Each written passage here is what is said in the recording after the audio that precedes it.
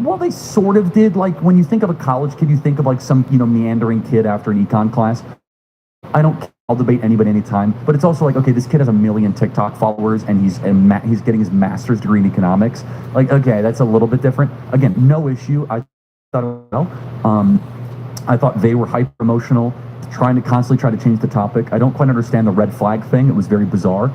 We were all just trying to raise the red flags. Anytime it got somewhere good, then because they didn't like that you were making a point, then they would put the flags up. So it would end. Yeah, I mean, it's gone. Have you talked to Parker since? No. I haven't met this man. I've never heard of this man. But when I saw him debating, a part of me was like, I love the way this guy debates. I could see why people would understand. No, I disagree. I thought it was I think I'm with you. Hold on. I'm not even finished. I think it's very disingenuous. No, I think that if he has a passion of debating, but I think he's still young. I think his passion's there, and I think he could be fighting for the right thing. He's very smart. I think he's, how old is he? He's young. Yeah, he's like 2021. Yeah, he's young. I think that if he really because you got to remember, even Candace Owens was on the wrong side of the fence.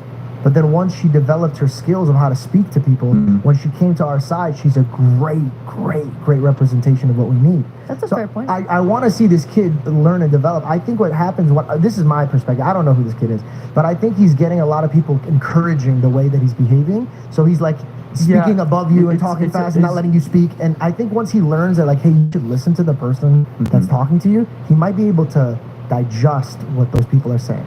And then he can come and argue for us. Sure. I mean, look, we were trying to debate about college, and he comes in and he's trying to ask me about like epistemological questions of God.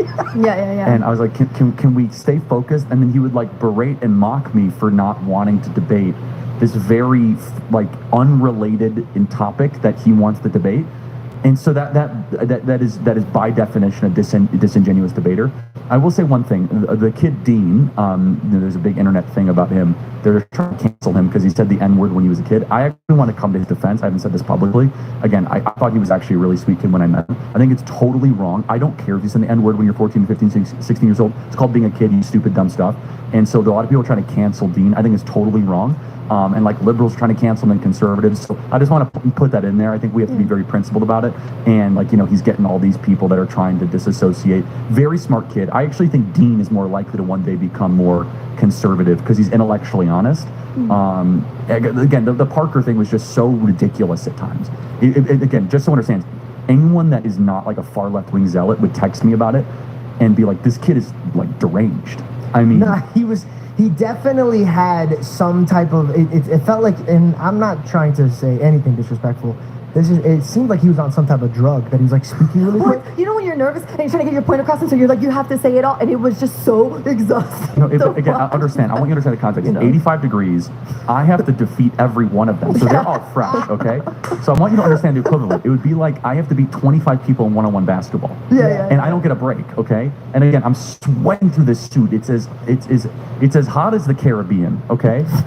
And well, and it's difficult because you're sitting across, I think, like, and certainly from college students, you're more emotional, and if something bothers you, you kind of like to react with an insult. Well, and then they're also like heckling me. And by the way, they even you couldn't hear the audio. They're like chanting at me and like, "Come on, white boy, come on!" Like, who is talking to me right now? Just FYI, everybody here's white. Well, there was some not white people, but yeah, then these other people are like chirping at me, being like, You're lucky we didn't bring up January 6th. And so I'm like chirping back here, and this girl is wishing my daughter gets raped. And like, no, you didn't know that's a real thing. I just watched clips, dude. I can't handle a whole hour. I like the one point where somebody else was talking and you put them in check, and you're like, but you be faster next time if you want to talk. Because they were talking when they weren't their time. It was so good. Yeah, okay, sorry, go ahead. No, it's okay. Well, actually does add to this. How do you feel about when people say that you only come after college students? Well, it's not true. I've debated professors, PhDs.